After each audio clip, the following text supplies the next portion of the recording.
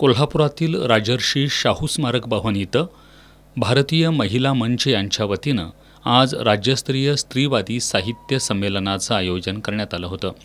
ज्येष्ठ स्त्रीवादी सामाजिक कार्यकर्त्या स्मिता पानसरे आणि इतर मान्यवरांच्या हस्ते स्त्रियांना गुलाम करणाऱ्या मनुवादाचं डोकं फोडून आणि भारतीय संविधानाच्या प्रास्ताविकेचं वाचन करून संमेलनाचं उद्घाटन करण्यात आलं।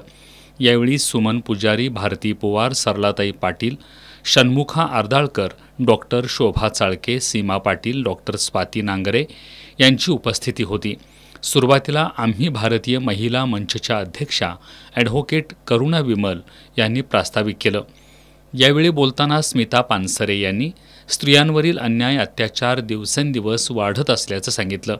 जात, धर्म आणि देवाची भीती घालून त्यांना नव्या आधुनिक वर्णवादी गुलामीत लोटलं जातंय।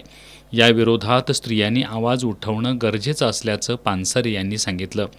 कवयित्री आणि लेखिका रंजना सानप यांनी लेखणीला आपलं हत्यार बनवून व्यवस्थेच्या विरोधात व्यक्त होण्यासाठी लढाऊ स्त्रियांनी पुढे येण्याची गरज व्यक्त केली।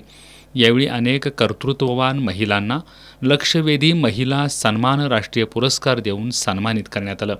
याप्रसंगी समन्वयक अंतिमा कोल्हापूरकर, विमल पोखर्णीकर, अनिता गायकवाड, वृषाली कवठेकर, नीता उराडे, राजर्षी मधाळे, अनिता बावडेकर, तमन्ना मुल्ला, आशा केसरकर, प्रीती पवार, मंगल समुद्रे, शकुंतला सावंत, विजया कांबळे, उषा कोल्हे, पद्मा माळवी, कमल कवठेकर, वंदना धनवडे, मंदाकिनी तरटे, स्नेहा हुलसवार आदी उपस्थित होते।